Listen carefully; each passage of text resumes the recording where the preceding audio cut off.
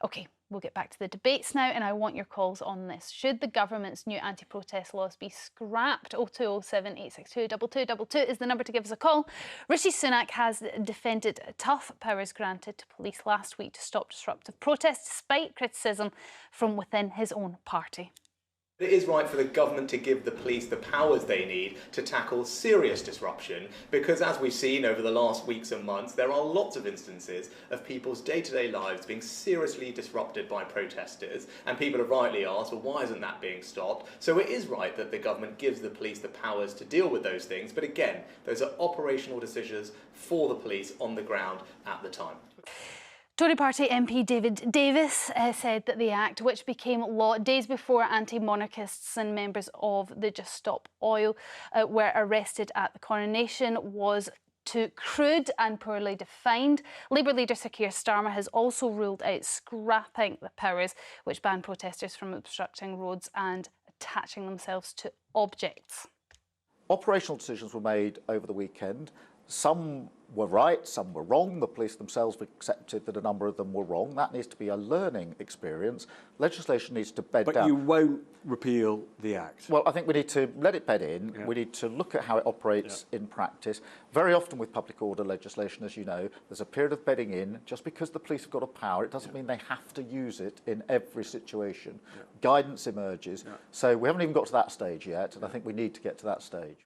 Well, that's an interesting turn of events. It's a controversial law. I would have thought that Keir Starmer would have wanted to scrap it, but he's not. Why not? Well, I think there are authoritarian tendencies in this country, and he doesn't want to scrap it because too many people might agree with it, and they are wrong. Because the idea that, and I'm not, by the way, I'll say this first, a Republican, but the idea that these 6 of the protesters who were arrested, they were arrested on supposed intelligence that they had eggs, or that they were planning to use alarms to alarm the horses. All of those things the Met Police has accepted were wrong. I think they intentionally lied. I think they made it up because they wanted to take these protesters out under this new law, which makes it so easy to prevent any protest that is disruptive. Now, protest is meant to be disruptive. If it's not, it's just you having a yap at the side of the road. Ain't nobody going to pay attention to that. Well, actually, if you stood there respectfully with posters and placards and so on, then that would be fine. I listened very respectfully. I let you have your say there. But look, you don't have a right to protest in a way that stops other people going about their business. So what you're really arguing for is a very tiny number of people having a superior right than the right of basically the entire population to enjoy the coronation and that spectacle that had put us in the eyes of the world, without having their enjoyment ruined by a small number of people who could have caused quite serious and dangerous disruption. You know, if you set off an alarm in front of a police horse or a group of police horses, and you saw how densely packed those horses were, that could have been catastrophic. Hang on, the horses had drums and trumpeteers sat on them. An alarm ain't going to terrify them. How much do you know about horses? I've ridden horses many times. Right, but so these aren't normal. These aren't normal horses. The handling of horses is not. These are animals. They are not precisely predictable. So just because a horse has been trained to deal with drum beats or to deal with certain types of music or ceremonial interruption does not mean it's not going to go nuts if you chuck something at its hoof. Did have information that they weren't necessarily all going to be peaceful protests, as Isabel brought up. The rape alarms were potentially going to be used, and also it's just come to light that they had information that some of the protesters were going to dress up as stewards and they had paint that they were going to throw. But that's not peaceful protest. But they've also accepted that 6 people were arrested and that they regretted, that it was wrong, that there was no grounds to arrest them, that they weren't trying to do the things that you just outlined. And that should terrify us. I don't think they've said that there were no grounds. Well, they've said they regret arresting them. I think it is a grave mistake that they've actually expressed any regret at all, because now there's a load of unnecessary hand-wringing. This legislation was brought in because the general public are fed up, and it was brought in primarily because of the relentless disruption caused by Just Stop Oil, who seem to think it's justifiable to glue themselves to roads and stop people going about their everyday business. as if their political agendas somehow means that the rest of us should just be collateral damage. But we've basically given the police enough powers to stop and search whoever they think's going to protest and take a rape alarm off them. That's surely not a good thing. I think that's absolutely fine. If you've got nothing to hide, then what are you worried about? I mean, that should terrify people. It's like Kim Jong-ok over there saying that you shouldn't have this, that you shouldn't have the most basic freedom of speech. I haven't said that, actually. But you seem to be opposing the right to have disruptive protest. And what is protest if not disruptive? Of course, freedom of speech is a fundamental thing. But if you go back to the whole origins of these types of liberties, no one sensible ever argued that those liberties should override everyone else's freedom to go about their business. They never did. That's where it ends. When those freedoms harm others, that's where those freedoms... Do you think the suffragettes were wrong? Benjamin, I'm going to have to interrupt you. Sorry, I just want to get some viewers involved in this. Esther from Ayrshire, yes, the very important viewers. Esther, what's your thoughts on this? Do you think we should just scrap this new law, this new bill? Morning, Storm. Morning, panel.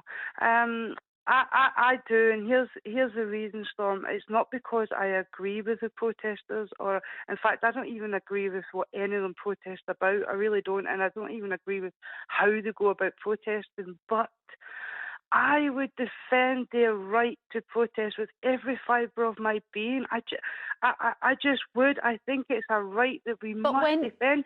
I hear you, Esther, and it's right to protest peacefully, but when their protests go over that line and they're disruptive and almost, at times, not even almost, dangerous. Yeah. I know, and I hear you. I don't agree with how they go about it, and I don't even agree with what they're protesting about. Well, but especially for times to come, I'll tell you what protest will unite all of us is when, and these new protest laws could potentially hinder this, is when net zero kicks in and the consequences we see that to our lives. That is when I think we will collectively want to take to the streets. And I just, call me cynical, call me conspiracy, but it's almost like, is this a sort of like, let's get these new protest laws in now?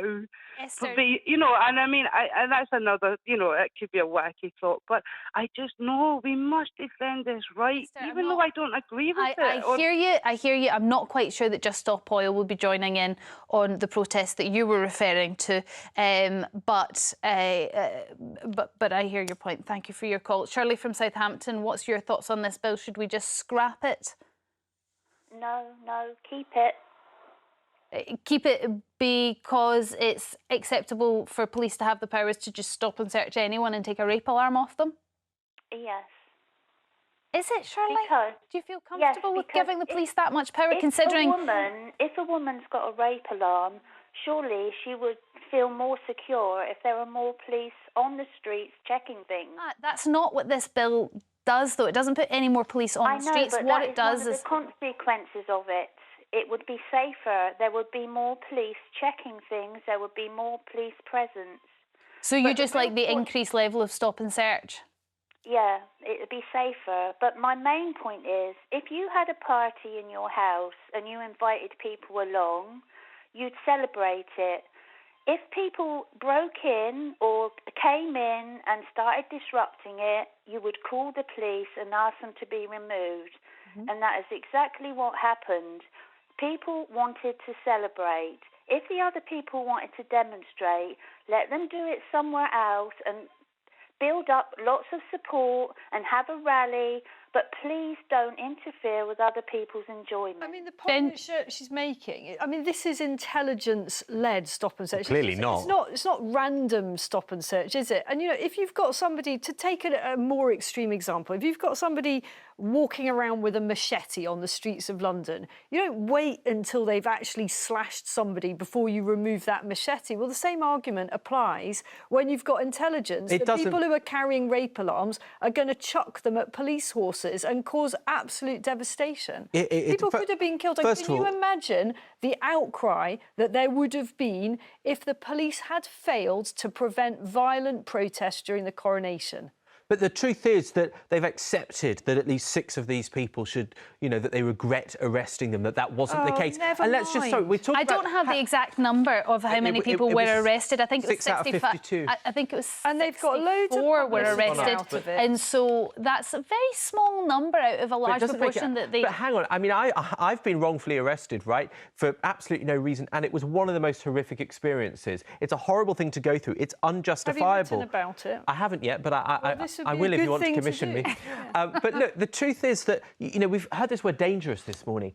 Slow walking is now illegal as a protest. Is that really dangerous? No, well, it depends holds what up slow traffic. walking. Of course, it's not dangerous. Well, but if it there you go. You're on my side. It should be repealed. If it impedes ambulances from carrying patients to hospitals, it becomes dangerous. Yes. Hilary from Greater Manchester, what do you think about this debate?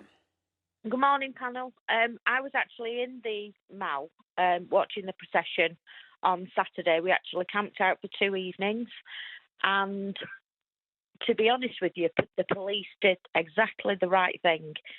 They was inciting a riot. They were stirring the crowd, and if the police didn't move in, I think things would have turned nasty very, very quickly. I don't know if the police moved in as some sort of pincer movement. I think they just arrested a few people actually prior to the coronation, so that it was prior to the coronation, but they were shouting whilst there was literally thousands. Able to shout at protests? If you're protesting something, should you not be able to raise your voice? Yes, you can, but also then you had there was people answering those protests, and it was getting quite nasty quite quickly. Well, So whilst they might not have, they did take quite a few away, because we was actually at the position where we was opposite the Duke of York monument. And at what point do you think that they took them up? And at what point do you think they overstepped the mark then, Hilary? At what point? I don't think they should have attended. You don't think they should have been... So you would have not allowed them to protest at all? No, protest, but I think they need to start picking their times and moments. Yeah. And at a coronation... So you're allowed to protest just as long as Hilary agrees with it? No, not at all, not at all. I'm saying that they need to maintain their own safety. And that could have, like you were saying about throwing things at police horses, things like that. Well, if we look at Just Stop Oil, they do risk their own safety, Benjamin, and there are times where the police and the government have to step in to secure the safety of individuals, even if that's terrible. But the argument that because they were chanting "Not my king" or whatever they were chanting, right, and so other people who are monarchists were angry at that. Well, I mean, I'm sorry, that's on the other people that were getting angry at that and maybe retaliating in an inappropriate way. You say that, Hilary, that they should be able to chant or to shout. Well, actually, this law takes away the right to be noisy. It gives the police the ability to arrest you if you're being disruptively noisy. There's a certain decibel if the police think it's over that. Which is very low. Dave from Kent, you're on the line now, and apparently a member of Republic, is that right? That's right, yes I am. And so what do you think about these laws? Well, I think this latest law is basically to deal with tunnelling and strapping on. Yes. And this is why the police who arrested the Republic guys early in the morning, 7 o'clock in the morning, hadn't been told by their superiors that there'd been all these negotiations going on, and it was perfectly right. All those tags in the van were to tie the banners to the railings. Yeah, the luggage straps were used to were used to hold them together, and they can't prove that was going to be used to, I think, lock on is the term. You're absolutely right. So maybe there was not enough negotiation. It rushed through too quickly, and there wasn't enough conversation between the protesters and the police and their superiors. What worries me though is that this has gone around the world, and the protest and the police reaction to it. How can we possibly condemn other clampdowns by heavy-duty policemen in other parts of the world when the world has seen how our police deal with it, the Met deal with it? Interesting. The good news, Dave, is that the world hasn't seen most of that, because the world was allowed to enjoy the coronation pretty much largely interrupted because the police operation was very effective. Dave, thank you very much for your call. I'm afraid we're going to have to end it there. We're running out of time. After the break, is 79 too old to become a new dad, is what we're asking. 0207 862 2222 is the number. Get calling and we'll speak